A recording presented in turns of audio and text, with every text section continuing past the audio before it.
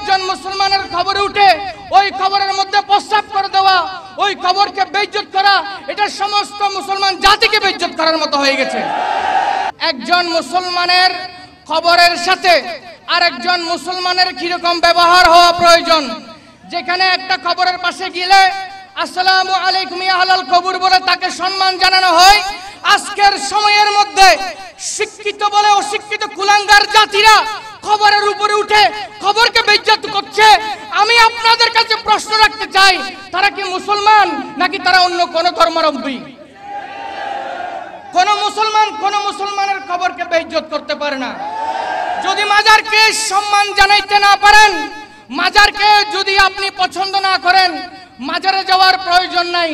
কিন্তু কোন একজন মুসলমানের খবরে উঠে ওই খবরের মধ্যে প্রস্তাব করে দেওয়া, ওই খবরকে বেইজ্জত করা, এটা সমস্ত মুসলমান জাতিকে বেইজ্জত করার মতো হয়ে গেছে।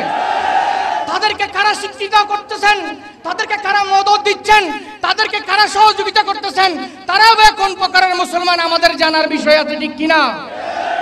আদি থেকে অন্ত পর্যন্ত মুহাম্মদুর রাসূলুল্লাহ সাল্লাল্লাহু তাআলা আলাইহি ওয়াসাল্লাম থেকে শুরু করে সাহাবায়ে কেরাম, তাবেঈন, তবে তাবেঈন, গৌসে পাক, গরিবে নিওয়াজ থেকে শুরু করে সমস্ত আল্লাহর ওলিদের মাজার আছে কি নাই? আজকে নতুন ভাবে এসে শিরিক হয়ে গেল, নতুন ভাবে এসে বেদাত হয়ে গেল। তাহলে আমি বলতে চাই, মাওলা হুসাইন কি বেদাত করেছেন?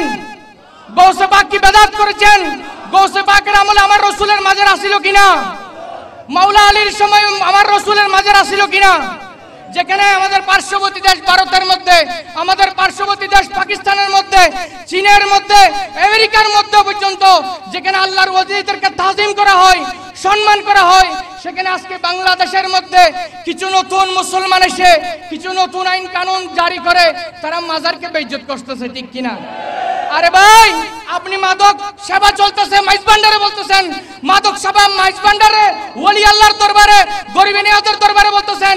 মাদক চালু করেছে তো সরকার, সরকারের বিরুদ্ধে কথা বলেন না কেন? সরকারকে বলেন বাংলাদেশে যত সার্টিফিকেটধারী মাদক দোকান আছে সব দোকান বন্ধ করে দিতে। বাংলাদেশের প্রশাসনকে বলেন যেখান থেকে মাদক সাপ্লাই হয় ওই রাস্তাগুলো ব্লক করে দিতে, ঠিক কিনা? আল্লাহর ওলিদের দরবারে লঙ্গরখানা চালু আছে, মাদ্রাসা চালু আছে, হেফজখানা চালু আছে, এতিমখানা চালু আছে। আল্লাহর ওলিদের মাজার থেকে আহলে সুন্নাত ওয়াল জামাতের শিক্ষা অগ্রসর হতে থাকতেছে, ঠিক কিনা? আল্লাহর ওলিদের মাধ্যমে আমরা বাংলাদেশে ইসলাম পেয়েছি, আল্লাহর ওলিদের মাধ্যমে আমরা মানবতা শিখেছি, ঠিক কিনা?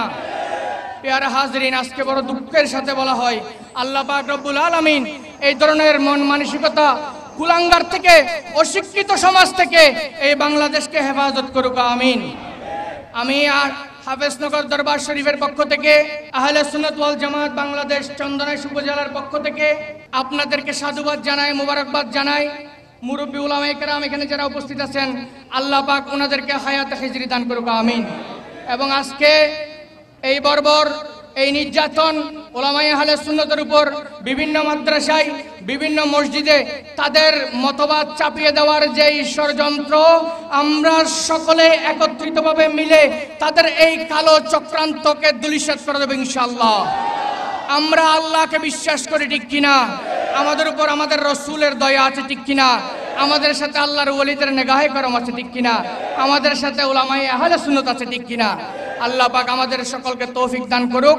আসসালামু আলাইকুম ওয়া রাহমাতুল্লাহি ওয়া বারাকাতুহু।